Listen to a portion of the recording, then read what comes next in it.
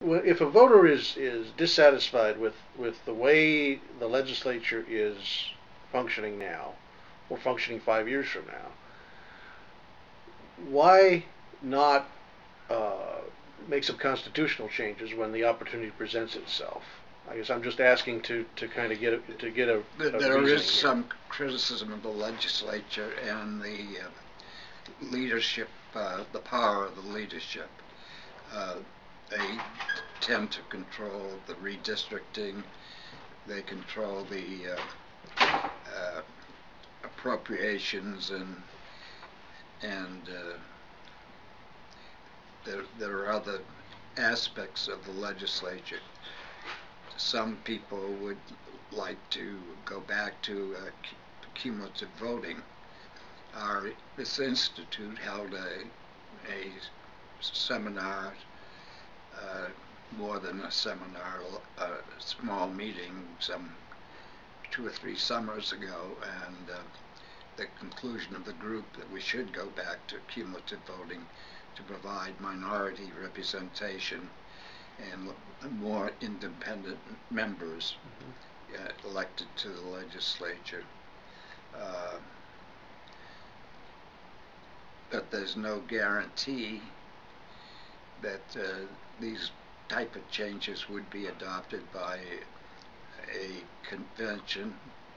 In 1970, we effectively restricted the number of legislators who could serve by saying they could not be paid, and there were only 2 legislators who did get elected and participated. I talked to in around 1970 to the Constitutional Convention in Texas, and it was composed completely of legislators. And in Massachusetts, that's the situation. So if you have many legislators or other elected officials, it's probably going to be quite a different group than if you try to get more independent people. Right. Tell me, from your perspective, having gone through one of these, what's it like? Just without going into great detail, just tell me what's it like to have a constitutional convention. Well, it's very difficult for people, particularly the public, to understand the difference between a constitutional convention and a legislature. The important thing, and the reason our 1970 document is quite a good document, is they did not stick in the Constitution a lot of issues that would be considered legislative and not constitution.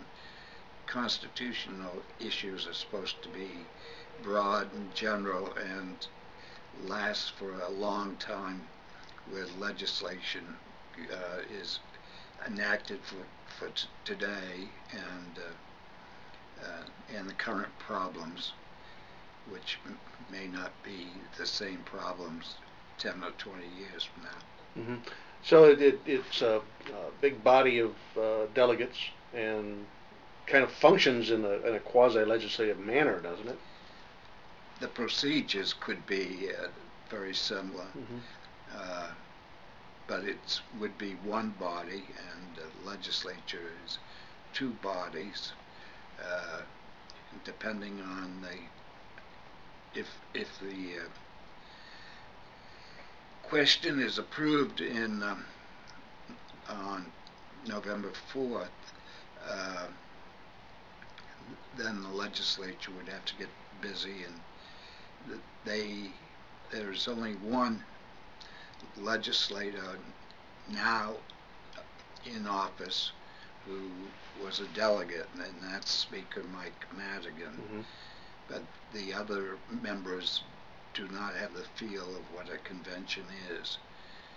In 1970, 69, 70, we did a lot of preparatory work in this institute. None of that type of work has been done for